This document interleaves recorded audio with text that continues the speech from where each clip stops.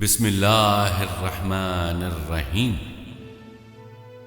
حضرت عبداللہ بن عمر رضی اللہ عنہ کا بیان ہے کہ ملک حبش کا ایک آدمی رسول اللہ صلی اللہ علیہ وآلہ وسلم کے پاس آیا۔ اس نے کہا، اے اللہ کے رسول، آپ لوگ نبوت سے نوازے گئے اور آپ لوگوں کو اچھا رنگ بھی اللہ تعالی نے دیا۔ ہمارے اندر نبی مابعوث نہیں ہوا اور ہم سیاہ رنگ کے لوگ ہیں۔ مجھے بتائیں کہ اگر میں ایمان لاؤں اور عمل کروں تو کیا جنت میں آپ کے ساتھ رہ سکوں گا؟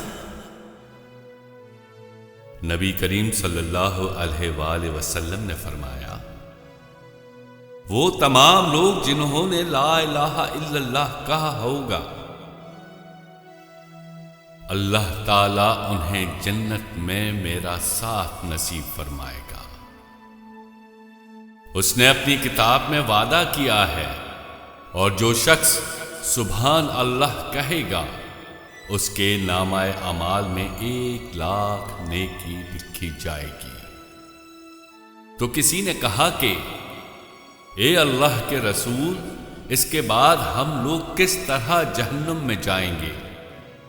آپ نے فرمایا کہ قسم ہے اس ذات کی جس کے قبضے میں میری جان ہے، آدمی قیامت کے دن اتنے اعمال لے کر آئے گا کہ اگر وہ پہاڑ پر رکھ دیے جائیں تو پہاڑ بھی نہ اٹھا سکے، لیکن جب اس کا مقابلہ ہوگا اللہ کی نعمت سے تو یہ نعمت اس کے سارے اعمال پر بھاری ہوگی۔ اس لیے نیک اعمال پر کسی کو غرور نہیں ہونا چاہیے۔ اللہ کی رحمت اور اس کے فضل و احسان کے نتیجے میں جنت مل سکے گی۔ پھر آپ نے سورہ دہر کی تلاوت فرمائی، جس میں ناشکروں کے برے انجام اور اہل جنت کے انعامات کا ذکر ہوا ہے۔ یہ سن کر حبشی آدمی نے کہا، اے اللہ کے رسول، جس طرح جنت کی نعمتوں کو آپ دیکھتے ہیں، کیا میری آنکھ بھی جنت میں ان نعمتوں کو دیکھے گی؟ تو آپ نے فرمایا، ہاں۔ یہ سن کر حبشی رونے لگا، یہاں تک کہ اس کی روح پرواز کر گئی۔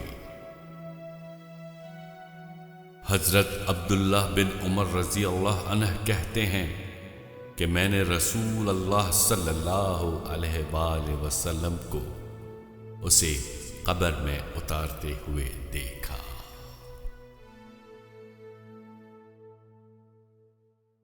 الف لام میم محمد عین علی، الف لام میم محمد عین علی۔